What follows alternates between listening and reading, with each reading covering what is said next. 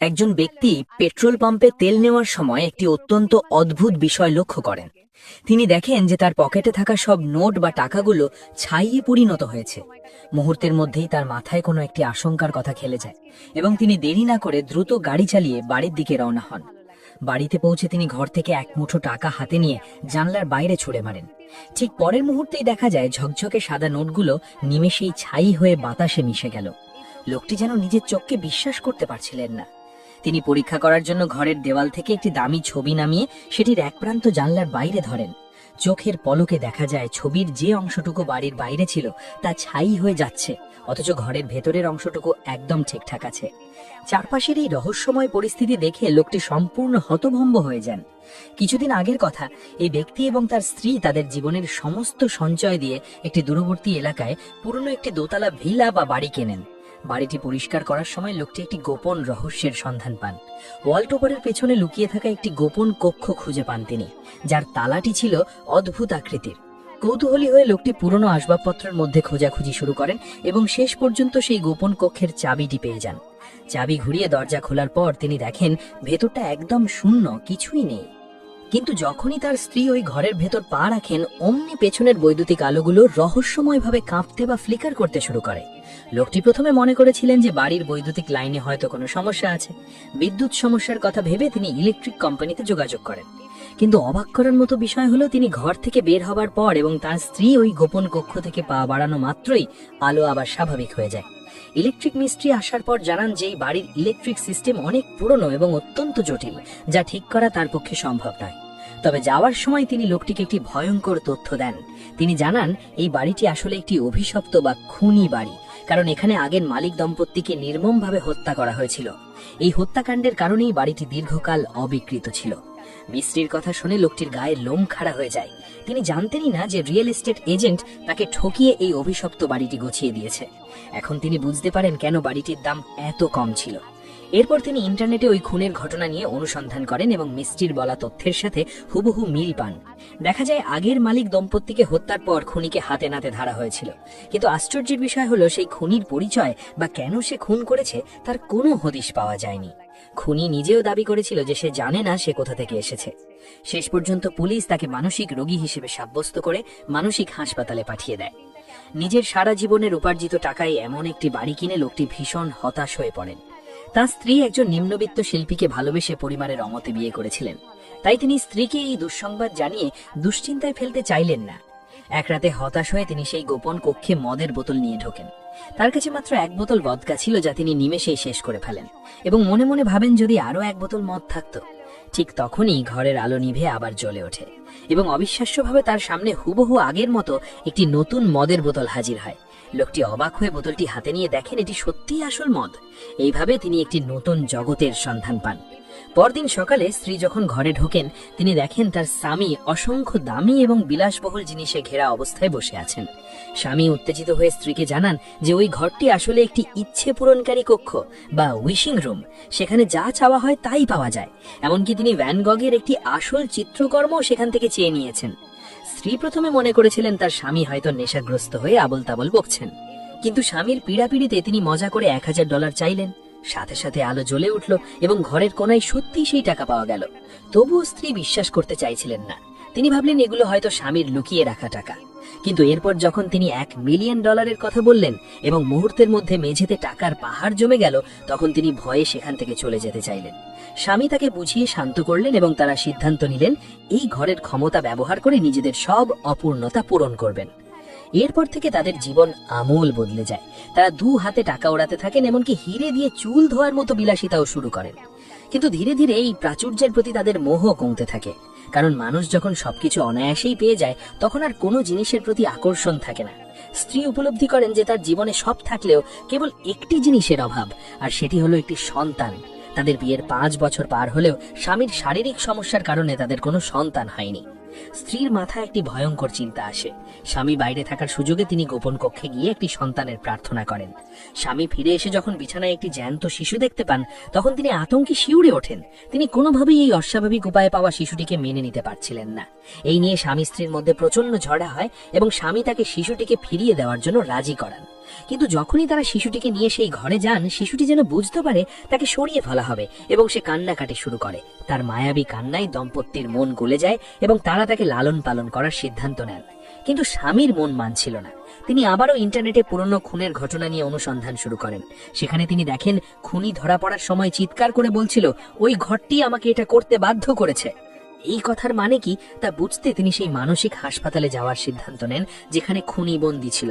যাবার আগে তিনি সেই ঘর থেকে এক মুঠো টাকা পকেটে নিয়ে বের হন। হাসপাতালে গিয়ে তিনি জানতে পারেন যে গত ৪৫ বছরে তিনি ছাড়া আর কেউ সেই ৩০ নম্বর আসামিকে দেখতে আসেনি। সেই খুনি লোকটির সাথে দেখা হলে তিনি তাকে এক ভয়ঙ্কর ও সতর্ক বার্তা দেন।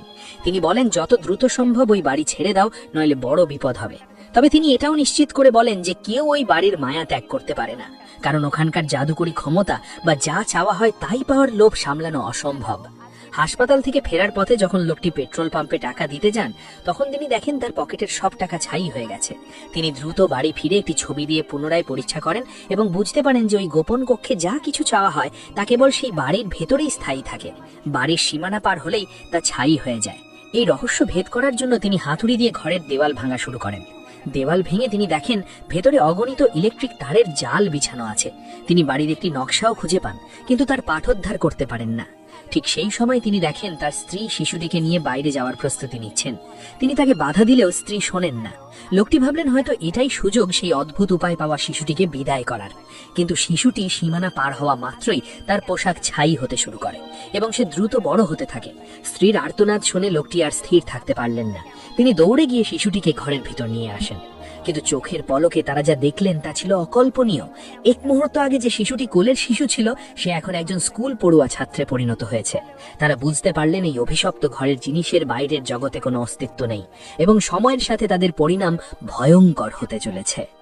গোপন কক্ষ বা উইশিং রুম থেকে পাওয়া কোনো কিছুই এই বাড়ির সীমানা ছাড়িয়ে বাইরে যেতে পারে না। বাইরে গেলেই তা দ্রুত বার্ধক্যের কবলে পড়ে নষ্ট হয়ে যায়। চোখের সামনে নিজের সন্তানকে মুহূর্তের মধ্যে বড় হয়ে যেতে দেখে মহিলার ভেতর মাতৃত্ব জেগে ওঠে। এরপর থেকে তিনি ছেলেটিকে পড়াশোনা ও লেখালেখি শেখাতে শুরু করেন। কিন্তু ছেলেটি এখন চঞ্চল এবং খেলাধুলার বয়সে পা দিয়েছে। সে বাইরের জগৎ দেখার জন্য ব্যাকুল হয়ে ওঠে। নিরুপায় হয়ে মা তাকে মিথ্যা বলেন যে সে অসুস্থ এবং বাইরে গেলে ভাইরাসে আক্রান্ত হবে। কিন্তু মানা করার ফলে তার কৌতূহল আরো বেড়ে যায়। সে সারাক্ষণ বাইরের জগৎ দেখার সুযোগ খুঁজতে থাকে। অন্যদিকে স্বামী সেই খুনির বলা কথাগুলো নিয়ে দুশ্চিন্তায় ভোগেন। নিরাপত্তাহীনতায় ভুগে তিনি একটি পিস্তল কেনেন এবং প্রতিদিন পাহাড়ে গিয়ে লক্ষ্যভেদের অনুশীলন করতে থাকেন। আর স্ত্রী সারাক্ষণ কড়া পাহারায় রাখেন যাতে ছেলেটি কোনোভাবেই বাড়ির বাইরে পা না বাড়ায়। একদিন সুযোগ বুঝে ছেলেটি বাইরের জগৎ অনুভব করার জন্য হাত বাড়িয়ে দেয়, কিন্তু মা তাকে সময় মতো টেনে ভেতরে নিয়ে আসেন। ভবিষ্যতে এমন দুর্ঘটনা এড়াতে তিনি বাড়ির সব জানালা কাঠ দিয়ে আটকে দেন। স্বামী অনিচ্ছা সত্ত্বেও স্ত্রী এই সিদ্ধান্ত মেনে নেন, কিন্তু ছেলেটিকে নিয়ে তাদের মধ্যে প্রায় ঝগড়া হতে থাকে। ঝগড়ার সময় তারা বারবার সেই গোপন কক্ষের কথা উল্লেখ করেন, যা আড়ালে দাঁড়িয়ে ছেলেটি সব শুনে ফেলে এবং কক্ষটির রহস্য জেনে যায়। পরদিন সকালে স্বামী ঘুম থেকে উঠে দেখেন আগের দিন ছেলেটির ভেঙে ফেলা একটি ক্রিস্টাল বল রহস্যজনকভাবে একদম ঠিক হয়ে তার সামনে পড়ে আছে, অথচ ভাঙা বলটি আগের জায়গাতেই পড়েছিল। তিনি অবাক হয়ে স্ত্রীকে জিজ্ঞেস করলেও স্ত্রী এ ব্যাপারে কিছুই জানতেন না। তারা লক্ষ্য করেন গোপন কক্ষের দরজা খোলা। ভেতরে ঢুকে তারা দেখেন ছেলেটি পুরো ঘরটিকে একটি কৃত্রিম বনের মতো সাজিয়ে ফেলেছে। মা ছেলের সৃজনশীলতা দেখে খুশি হলেও স্বামী এতে বিপদের গন্ধ পান। তিনি জোর করে ছেলেটিকে ঘর থেকে বের করে আনেন এবং কড়াভাবে সতর্ক করেন যেন সে আর কখনো ওই ঘরে না ঢোকে। এরপর তিনি কক্ষটি তালাবদ্ধ করে দেন। স্ত্রী এর প্রতিবাদ করলে স্বামী তাকে বোঝান যে ছেলেটি এখন সচেতন হয়ে উঠছে। যদি সে কোনো কারণে রেগে যায় তবে এই কক্ষের ক্ষমতা ব্যবহার করে সে চরম কোনো বিপদ ঘটিয়ে ফেলতে পারে। কিন্তু স্ত্রী বিষয়টি হালকাভাবে নেন। ঠিক তখনই বাড়ির ফোনে একটি কল আসে। ছেলেটি ফোনটি ধরলে ওপাশ থেকে সেই খুনি কথা বলে ওঠে। অপর প্রান্তে একটি শিশুর কণ্ঠ শুনে খুনি এক রহস্যময় হাসি দেয়।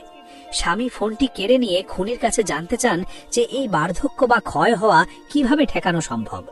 খুনি জানায় কেবল স্রষ্টা মারা গেলেই কক্ষ থেকে তৈরি জিনিসগুলো বাইরে স্বাভাবিকভাবে বেঁচে থাকতে পারবে।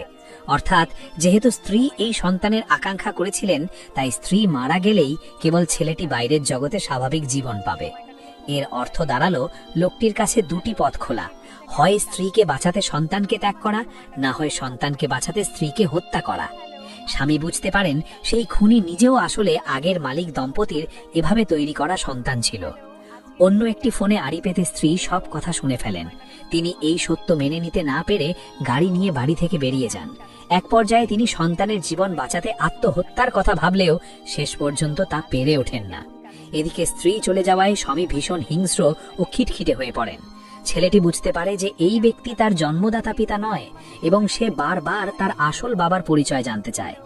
অতিষ্ঠ হয়ে স্বামী সত্যটি বলে দেন যে সে আসলে কোনো রক্তমাংসের মানুষ নয়, বরং তাদের একটি চিন্তার ফসল মাত্র।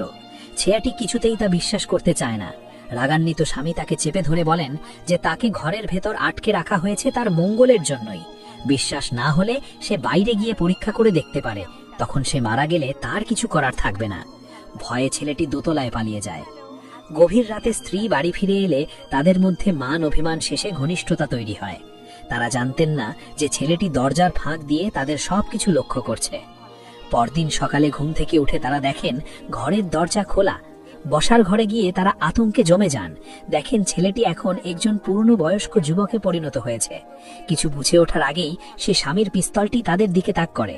আসলে সে বাইরে গিয়ে ইচ্ছাকৃতভাবে নিজেকে দ্রুত বড় করে নিয়েছে, যাতে সে তার মায়ের কাছে থাকতে পারে এবং স্বামীকে সরিয়ে দিতে পারে। মা তাকে শান্ত করার চেষ্টা করেন, কিন্তু স্বামী তাকে অত্যন্ত বিপজ্জনক মনে করে তার উপর ঝাঁপিয়ে পড়েন। ধস্তাধস্তির এক পর্যায়ে মা জ্ঞান হারিয়ে মাটিতে পড়ে যান। যখন তার জ্ঞান ফেরে তিনি দেখেন স্বামী তার পাশে বসে আছেন। স্বামী জানান যে তিনি ছেলেটিকে মেরে ফেলেছেন এবং তার লাশ বাইরে ফেলে দিয়েছেন, যা এখন ছাই হয়ে গেছে। স্ত্রী বাইরে গিয়ে কোনো লাশের চিহ্ন না পেয়ে কান্নায় ভেঙে পড়েন। স্বামী তাকে সান্ত্বনা দিয়ে ঘরে নিয়ে আসেন। মনে হচ্ছিল সব শেষ হয়ে গেছে, কিন্তু হঠাৎ দৃশ্যপাট বদলে যায়। দেখা যায় আসল স্বামী অন্য একটি ঘরে অচেতন অবস্থা থেকে জেগে উঠছেন, কিন্তু ঘরে তিনি একা। তিনি পাগলের মতো স্ত্রীকে খুঁজতে থাকেন এবং দোতলায় গিয়ে দেখেন আলোগুলো অস্বাভাবিকভাবে কাঁপছে। তিনি বুঝতে পারেন কিছু একটা ভুল হচ্ছে এবং চাবি খুঁজতে শুরু করেন, কিন্তু চাবিটি আগেই ছেলেটি নিয়ে নিয়েছে। নিরুপায় হয়ে তিনি হাতুড়ি দিয়ে দেওয়াল ভাঙতে শুরু করেন। এদিকে গোপন কক্ষের ভেতর থাকা স্ত্রী তার নকল স্বামীকে বলেন যে তিনি এই বাড়ি ছেড়ে চলে যেতে চান, কিন্তু যে স্বামী সব সময় বাড়ি ছাড়তে চাইতেন সে এখন যেতে রাজি নয়। ধীরে ধীরে স্ত্রী লক্ষ্য করেন তার স্বামী শিশুদের খেলনা ও জিনিসের প্রতি অদ্ভুত টান দেখাচ্ছেন। তিনি বুঝতে পারেন এই ব্যক্তি তার স্বামী নয়, বরং সেই ছেলে যে স্বামীর রূপ ধরে আছে। ধরা পড়ে যাওয়ার পর ছেলেটি স্ত্রীর সাথে অত্যন্ত অশ্লীল ও বিকৃত আচরণ করতে চায়, কারণ সে তাদের ঘনিষ্ঠ হতে দেখেছিল। আতঙ্কিত হয়ে স্ত্রী তাকে ধাক্কা দিয়ে পালিয়ে যান। ইতিমধ্যে আসল স্বামী দেওয়াল ভেঙে তারের জঙ্গল পার হয়ে গোপন কক্ষের তৈরি সেই কাল্পনিক বনের ভেতর পৌঁছে যান। সেখানে তিনি একটি বাড়ি খুঁজে পান। এদিকে নকল স্বামী ধৈর্য হারিয়ে স্ত্রীর উপর ঝাঁপিয়ে পড়েন। ঠিক সেই মুহূর্তে আসল স্বামী সেখানে পৌঁছে দরজা ভাঙতে শুরু করেন। সুযোগ বুঝে স্ত্রী সেখান থেকে পালিয়ে আসেন এবং তার সামনে দুজন হুবহু একরকম স্বামীকে দেখতে পান। তিনি আসল নকল চিনতে পারছিলেন না। তখন একজন স্বামী তার হাত ধরে পালিয়ে যাওয়ার চেষ্টা করেন। জরুরি অবস্থায় স্ত্রী বুঝতে পারেন কে নকল এবং তিনি নকল স্বামীকে ধাক্কা দিয়ে সিঁড়ি থেকে ফেলে দেন। তারা দুজনে পালানোর পথ খুঁজছিলেন। আলোগুলো পাগলের মতো জ্বলছিল, নিভছিল। শেষ পর্যন্ত তারা বাইরে বের হওয়ার দরজা খুঁজে পান, কিন্তু ছেলেটিও ছুরি নিয়ে তাদের পিছু নেয় এবং স্বামীকে আঘাত করার চেষ্টা করে। এক পর্যায়ে দেখা যায় তারা আসলে বাড়ির ভেতরেই বনের মায়ায় আটকে আছেন এবং তারা যাদের সাথে লড়াই করছেন তারা আসলে সির্ফ মায়া বা ছায়া। তারা দৌড়ে শেষ পর্যন্ত আসল ভিলার ভেতর পৌঁছে যান। ছেলেটি যখন তাদের উপর ঝাঁপিয়ে পড়তে যায় তখন স্বামী বুদ্ধি করে সদর দরজা খুলে দেন এবং ছেলেটি সহ বাইরে পড়ে যান। স্ত্রী দ্রুত দরজা আটকে দেন। বাইরে থাকা ছেলেটি বাঁচার জন্য দরজায় বারবার ধাক্কা দিতে থাকে এবং করুণ আরতি জানায়, কিন্তু এবার স্ত্রী আর মন গলালেন না। ছেলেটি বুঝতে পারে তার মৃত্যু নিশ্চিত। সে আর ক্ষমা না চেয়ে তার আকাঙ্ক্ষিত বাইরের জগতের দিকে হাঁটতে শুরু করে। কিছুক্ষণের মধ্যেই সে মাটিতে লুটিয়ে পড়ে ছাই হয়ে যায়। ঘটনার পর দম্পতি সেই অভিশপ্ত বাড়ি ছেড়ে চলে যান, কিন্তু 1 মাস পর নতুন বাড়িতে স্ত্রী যখন তার গর্ভাবস্থা পরীক্ষার স্ট্রিপে 2টি লাল দাগ দেখেন তখন তিনি স্তব্ধ হয়ে যান, কারণ ঠিক সেই মুহূর্তেই তার বিছানার পাশের আলোটি সেই পুরনো বাড়ির মতো রহস্যজনকভাবে কাঁপতে শুরু করে। এর অর্থ সম্ভবত এই ভৌতিক অভিজ্ঞতার শেষ এখানে নয়।